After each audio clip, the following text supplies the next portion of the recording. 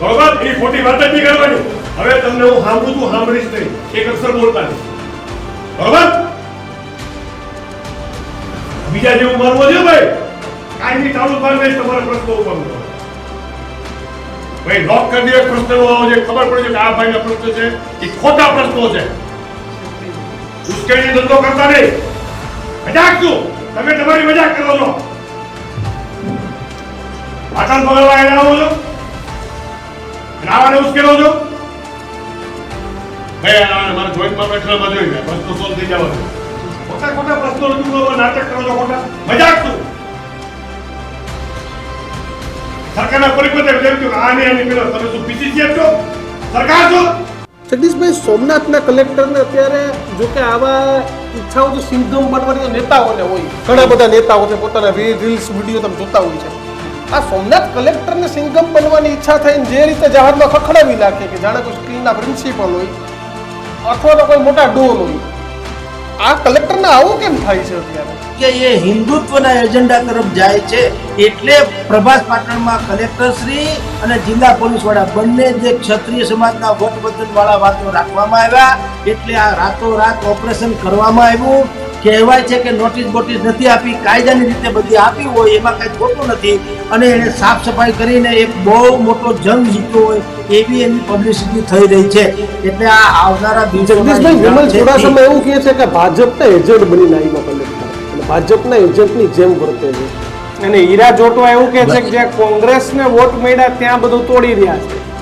પણ 2015 માં ટ્વિસ્ટ આવ્યું. ટ્વિસ્ટ શું આવ્યું? વકફ બોર્ડે કીધું કે આ બધું અમારું છે.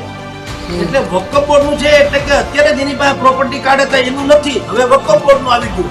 અને વકફ બોર્ડના તો તમે ને આપણે બધા જાણીએ છીએ આ સેક્યુલર રાષ્ટ્ર છે, આ સાંપ્રદાયિક રાષ્ટ્ર નથી.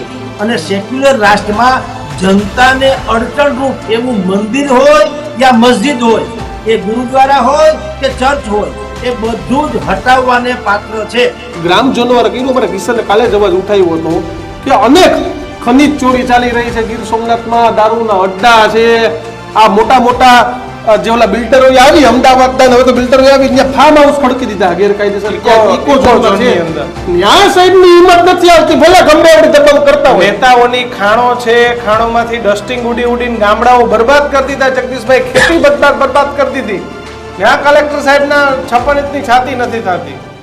જગદીશભાઈ, સોમનાથના કલેક્ટરને અત્યારે જો કે આવા ઈચ્છાઓ તો સિંઘમ બનવાની નેતાઓને હોય, ઘણા બધા નેતાઓ છે, પોતાના રીલ્સ વિડીયો તમે જોતા હોય છે. આ સોમનાથ કલેક્ટરને સિંઘમ બનવાની ઈચ્છા થઈને જે રીતે જહાજમાં ખખડાવી નાખે કે જાણે કોઈ સ્કૂલના પ્રિન્સિપલ હોય અથવા તો કોઈ મોટા ડોન હોય, આ કલેક્ટરને આવું કેમ થાય છે અત્યારે? જો બંને જિલ્લા કલેક્ટર અને જિલ્લા પોલીસ વડા બંને ક્ષત્રિય સમાજમાંથી આવે છે, જાડેજા બંધુ છે. અને આપની જાણ ખાતર કિશનભાઈ, દુનિયામાં કોઈ માણસ બધી વસ્તુ જાહેરમાં કે ખુલ્લે કહેતા નથી હોતા. આ જે ડિમોલિશન જે કર્યું અત્યારે સૌથી મોટું 500 વર્ષ જૂનું કે 900 વર્ષ જૂનું જે લોકો દાવો કરે છે, ખેર એની વાત છે, પણ એ જે ડિમોલિશન એ બેઝ ઉપર જ આ બંનેને ત્યાં બુદ્ધિપૂર્વક મૂકવામાં આવ્યા હતા. નહીતર જિલ્લા પોલીસ વડા તરીકે મનોહરસિંહજી જ્યારે રાજકોટ હતા ત્યારે એનું પણ અત્યંત ઉત્તમ કામગીરી હતી, બદલવા યોગ્ય નહોતી, પણ એને બુદ્ધિપૂર્વક ત્યાં મૂકવામાં આવ્યા. અને એ કલેક્ટર સાહેબ છે એને પણ બુદ્ધિપૂર્વક મૂકવામાં આવ્યા, કારણ કે હંમેશા એ દોડવું હોય ને ઢાળ મળે એવી વ્યવસ્થા કરી શકે, એનું નામ જ વહીવટી તંત્રના વહીવટદાર કહેવાય. એટલે આ જે મોટે પાયે ઓપરેશન હાથ ધરવું હતું એ ગુજરાતના ઇતિહાસનું કદાચિત સૌથી સંવેદનશીલ ડિમોલિશન હતું. અને એ એટલા માટે કહું છું ને, તમે જુઓ ગૃહમંત્રી સ્વયં એ શબ્દ ઉચ્ચારે છે કે અમે કોર્ટમાં જેને જવું હોય કોર્ટમાં જાય, અમે કોર્ટમાં જવાબ દઈ દેશું, અમારે રહેમ બહેમ કંઈ ખાવાની આવતી નથી. આવા શબ્દો બીજા કેસમાં નથી ઉપાડવામાં આવતા. આમાં કરે ખોટું છે એમ નથી કહેતા, જે દબાણ છે એ દબાણ છે, ગેરકાનૂની છે ગેરકાનૂની છે, પરંતુ પ્રભાસ પાટણમાં જ ગેરકાનૂની થઈ રહ્યું છે એવું નથી, ગુજરાતભરમાં થાય. દરેક જગ્યાએ છાપેલા કાટલા જેવી સ્થિતિ હોય, એક સરખું કોમન હોતું નથી. પણ હવે આપની જાણ ખાતર યોગી આદિત્યનાથથી માંડી, નરેન્દ્ર મોદીથી માંડીને ભાઈ હર્ષ સંઘવી સુધી બધાના ચહેરા ઉપર, બધાના મોઢા ઉપર તમે એક બુદ્ધિપૂર્વકના શબ્દો કે અમુક પ્રકારની એજન્ડા ખાસ વાંચી શકશો. અને એ છે કટ્ટર હિન્દુત્વનો. ભાઈએ શું કીધું, યોગી આદિત્યનાથે કીધું કે પીઓકેને અમે કાશ્મીરમાં ભેળવી દેશું. વાત થઈ જ ગઈ છે, જગ જાહેર આવી ગયું, છાપામાં આવી ગયું કે પીઓકેને અમે કાશ્મીરનો હિસ્સો બનાવી દેશું. વડાપ્રધાન નરેન્દ્ર મોદીએ ઇઝરાયલના વડાપ્રધાનને ફોન કરીને કીધું આતંકવાદને અમારે દુનિયામાં ક્યાંય સ્થાન હોઈ શકે નહીં, તમ તારે ઠક્કરો, બીજી વાતની જરૂર પડે તો અમને કહેજો. એવી જ સેન્સમાં હર્ષ સંઘવીએ કીધું નવરાત્રિમાં જેહાદી તત્વો હોય તો ખબરદાર, જો કોઈ કાંઈ હળી કરી છે તો અમારાથી ભૂંડા કોઈ નથી. પછી પ્રભાસ પાટણમાં ભલે ગમે એવા ગમે લોકો ધર્મ ધનુની વાતો કરે, અમારે ડિમોલિશન કરવાનું છે, થતું જ રહેશે, એમાં કોઈ ફેરફાર નહીં થાય. હવે તમે વિચાર કરો, નવરાત્રિમાં જેહાદી લોકોની ઉપરની જે વાત કરવામાં આવે છે, આ 9 દિવસ જેહાદી, માની લો કે નોરતામાં આવીને તમારી બેન દીકરીની છેડતી કરે, એવું તમે જો માનતા હો અને તમે એમ કહો આધાર કાર્ડ વગર ગરબા ન દેવા, તો મને સમજાવો કે બસ સ્ટેશનમાં આવવાની મનાઈ છે, રેલવે સ્ટેશનમાં આવવાની જેહાદી લોકોને મનાઈ છે, નવ જેહાદીઓને.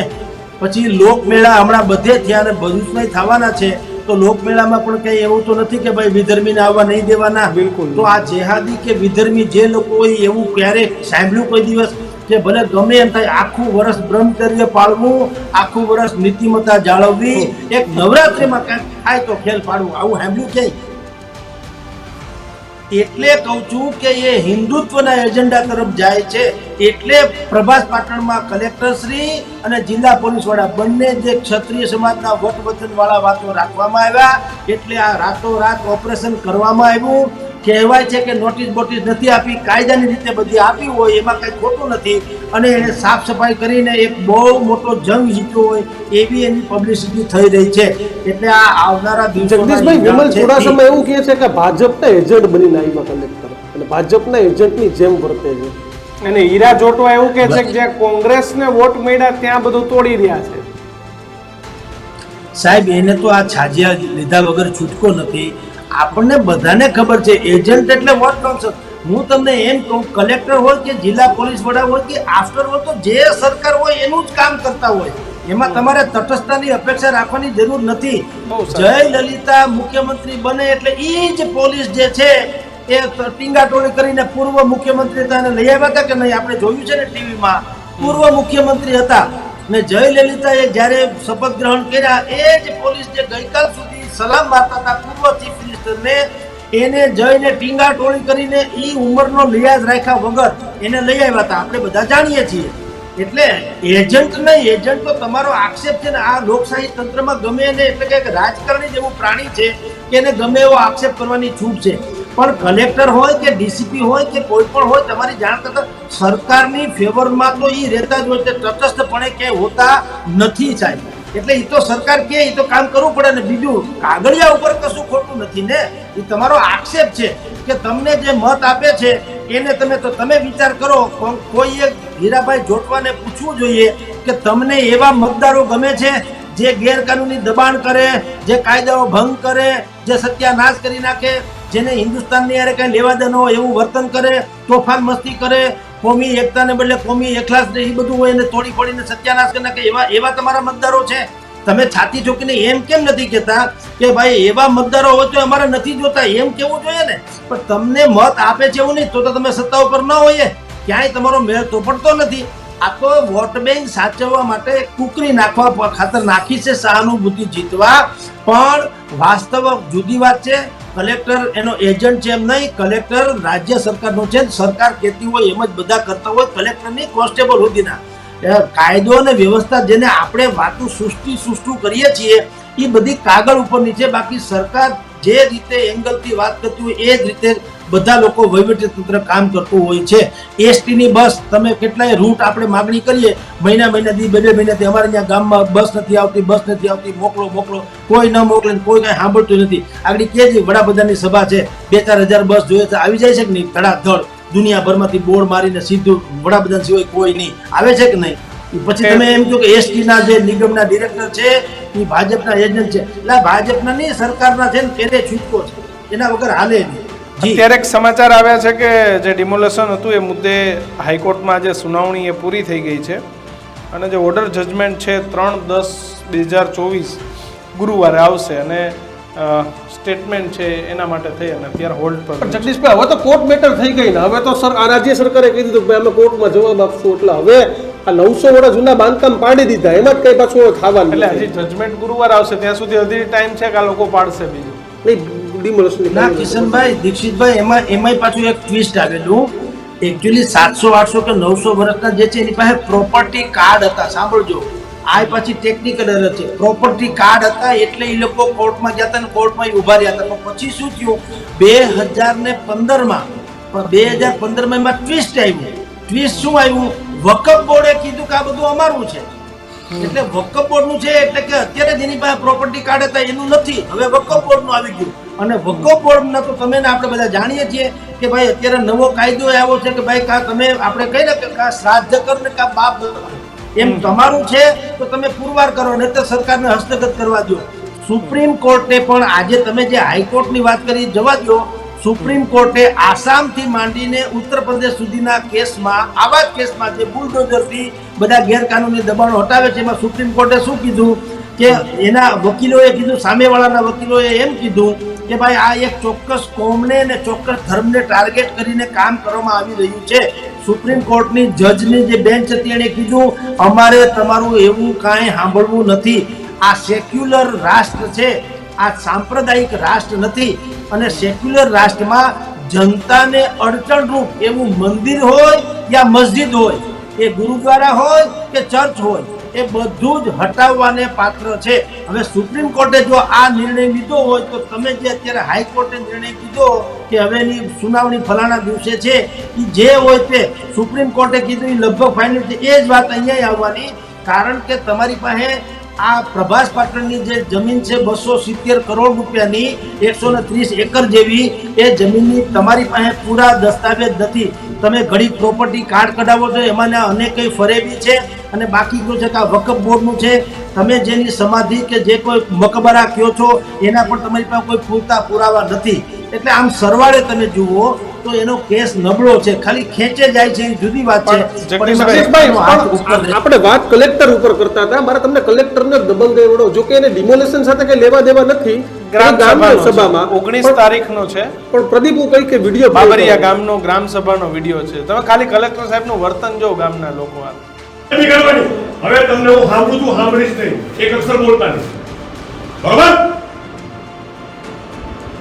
બીજા જેવું મારવો છે ભાઈ, કાયમી તાળું મારી દઈશ તમારા પ્રશ્નો ઉપર. ભાઈ લોક કરી દે પ્રશ્નનો આવો છે, ખબર પડે છે કે આ ભાઈના પ્રશ્ન છે એ ખોટા પ્રશ્નો છે.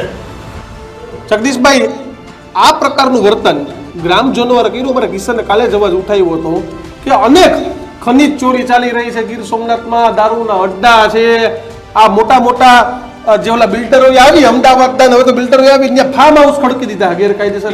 ઇકો ઝોનની અંદર ન્યાય સાહેબની હિંમત નથી આવતી, ભલે ગમે એવડી દબાણ કરતા હોય. નેતાઓની ખાણો છે, ખાણોમાંથી ડસ્ટિંગ ઉડી ઉડીને ગામડાઓ બરબાદ કરી દીધા. જગદીશભાઈ, ખેતી બરબાદ કરી દીધી. ત્યાં કલેક્ટર સાહેબના 56 ઇંચની છાતી નથી થતી.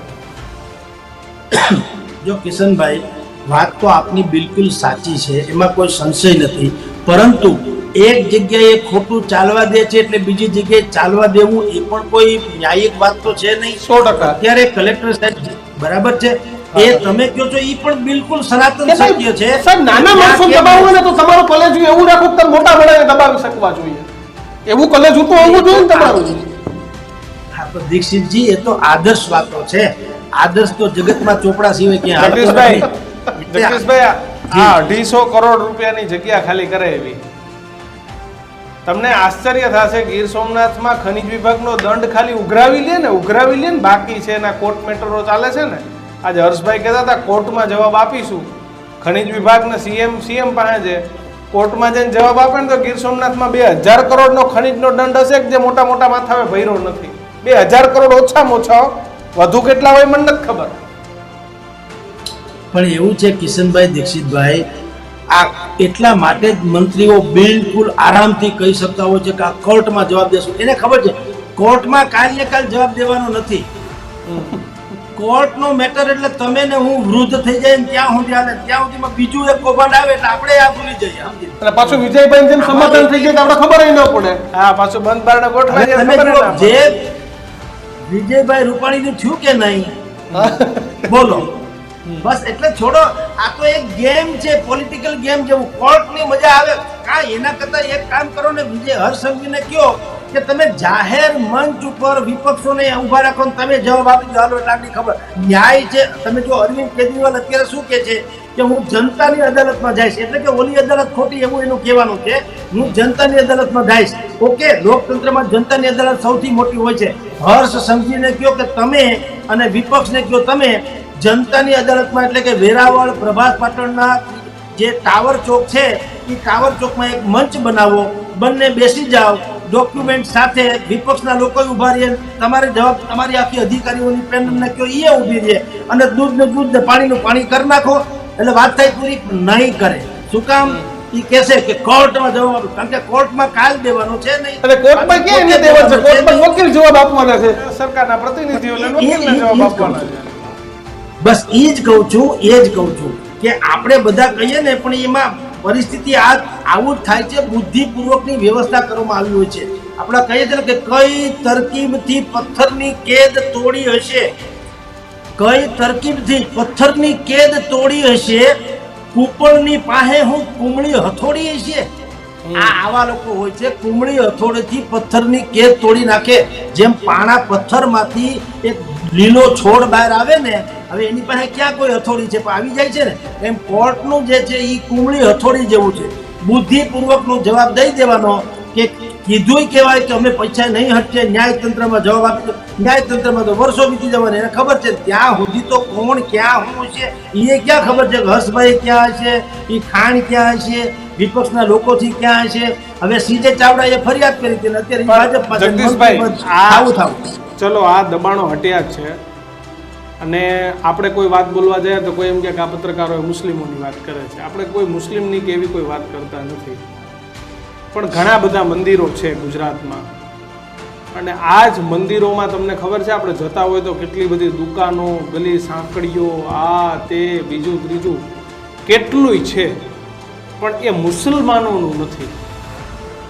તો આ બધી વસ્તુઓ પર કેમ ક્યારેય બુલડોઝરો નથી ચાલતી? મારો સવાલ છે.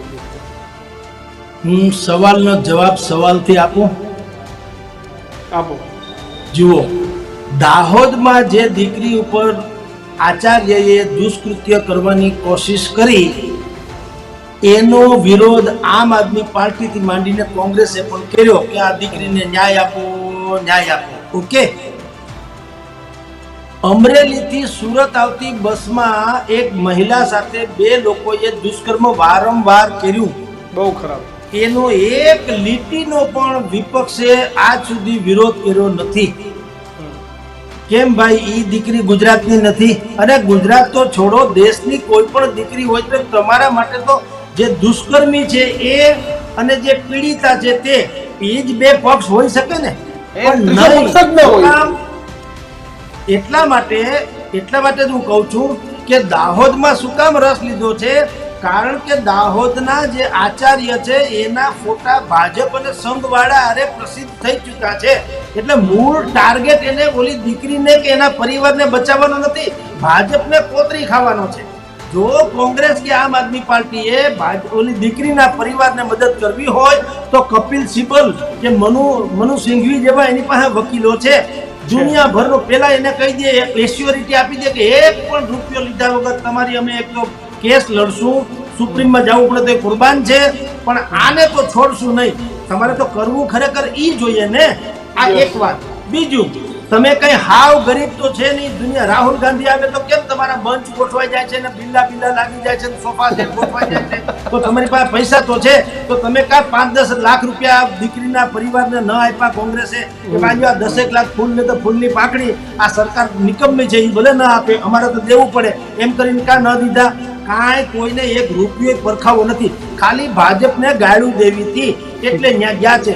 એટલે પછી ભાજપે શું કર્યું, એ જેમ પશ્ચિમ બંગાળમાં થયું એમ ત્યાં મમતા બેનર્જીને ગાળું દેવી હતી એટલે આખું ગામ ગધેડે કર્યું. સગવડિયો ધર્મ બધાએ ગોઠવી લીધો, ભાજપ કોંગ્રેસ બધાએ સગવડિયો સાહેબ વાત કરવા દુનિયામાં આવું જ છે. હવે તો જનતાએ સમજવાની જરૂર છે કે આ પાપી લોકોને કારણે કઈ થાય નહીં.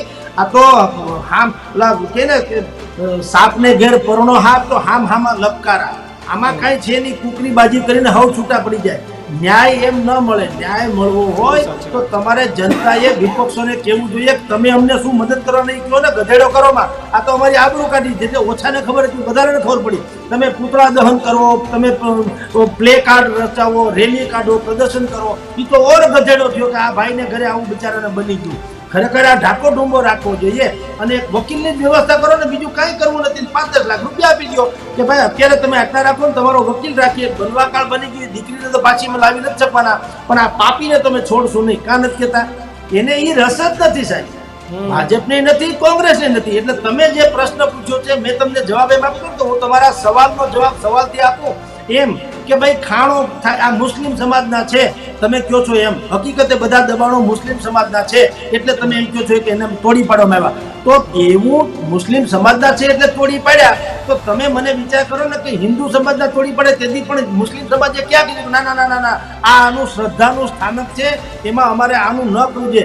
રામ મંદિરને 500 વર્ષ આ મુસ્લિમ સમાજે ટકાવી રાખ્યું કે નહીં? કાં કોઈએ કીધું કે ભાઈ તમારા આરાધ્ય દેવ છે, શાસ્ત્રમાં ઉલ્લેખ છે, એમાં કઈ ખોટું નથી. વળી ન્યા મસ્જિદ હતી, કોઈ પૂજા થતી નથી, અને થતી હોય તો અલ્લાહ ક્યાં એવા બધા ઓલા છે કે તમને ના પાડે? તમે ખુદાની બંદગી તો ગમે ત્યાં કરી શકો ને, અલ્લાહ તો સર્વત્ર છે ને. તો એવું કર્યું હોત તો સારું ન થાત, પણ તમે લીધી મુકતા નથી. તમે અમારા આરાધ્ય દેવથી માંડી તમારે જનગણ મંગલ ગાવું નથી, તમારે વંદે માતરમ ગાવું નથી. તમે એમ કહો છો કે 5, 10 કે 15 મિનિટ અગર પુલિસ હટા તો દેખતે હૈ લોગ ક્યાં કર દેતે હૈ. તમને અત્યારે આયા ઇઝરાયલનો આતંકવાદી મરી ગયો એના છાજિયા લ્યો છો, કાશ્મીરથી માંડીને રાજકોટ સુધીમાં એના છાજિયા લેવાના. હવે એ ક્યાં તમારા માસીનો છોકરો છે?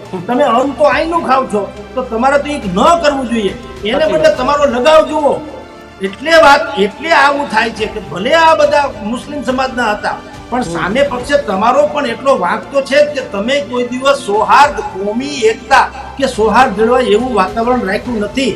તમે મૌલવીજીના જે વિડીયો આવે છે, જે મેઇન સ્ટ્રીમ ચેનલમાં પણ રાતના 10 વાગે આવે છે, એને યુટ્યુબ વિડીયોમાં તો બધું હોય છે, સાંભળો તો તમને ખબર પડે કે આ લોકોનું કેટલું ખુન્નસ છે અને દેશ ઉપર એ શું કરવા માગે છે. તો ભલામણા તમારી આવી વાત જો હોય, હજી સત્તામાં નથી ને કાંઈ નથી તો પછી સત્તામાં હોય એ શું કામ 85% હિન્દુઓની ફેવર ન કરે? એટલે ન્યાય સાહેબ એમ એક તરફી ના હોય શકે. જી બિલકુલ જગદીશભાઈ, તો આભાર અમારી સાથે જોડાવા બદલ. તો બે કિસ્સા મહત્વની ચર્ચા, પરંતુ એક શીખ કે એક જગદીશભાઈની વાત મને સાચી લાગી કે ભાઈ તમે જેહાદ ફેલાવવાના ધંધા કરશો તો સામે પરિણામ એ જ મળશે. આમાં વેરાવળ કે ગીર સોમનાથના મુસલમાનનો કોઈ વાક ન હતો, પરંતુ જેના પાવરે ચડી જાય છે ને એનો વાક જે મૌલવી કે ઓવેસી જેવા આવી એટલે મન થાય બફાટ કરી જાય અને તમે તાળીઓ પડવા જાવ તો તમારો વાક છે. તો આ ધંધા કરવા જાય અને પછી તમે એવી આશા રાખો કે ભાઈ કોઈ બચાવ, ભાઈ કોઈ ના બચાવે. તમે ગણેશજીના પંડાલ ઉપર જઈને પથ્થરમારો કરી આવો, કોઈ ના બચાવે સાહેબ. તો તમે સારી આશા ના રાખી શકો. પણ ખેર, ગુજરાતનું સારું થાય એ જ અપેક્ષા. જોતા રહેજો ન્યૂઝરૂમ. નમસ્કાર.